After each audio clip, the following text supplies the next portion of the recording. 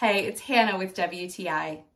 If you like the look of a vintage pendant light, but want to stay away from old vintage wiring, then this is the answer for you. This glass pendant light from S-Cevada is so beautiful, and it is modern in all the ways that counts, with that vintage farmhouse industrial feel.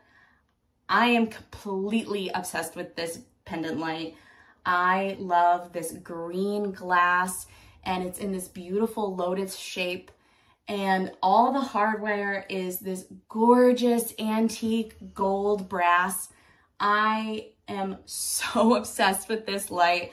I am literally going to base an entire room remodel based off of just this light.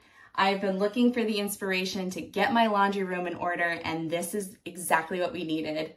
I came home and my father had installed this for me, and when I say I gasped, I gasped. I was so happy to see it hanging in this room. It is so beautiful. So I'm so in love with this light. I think it is super high quality. It's gorgeous, and I cannot stop staring at it.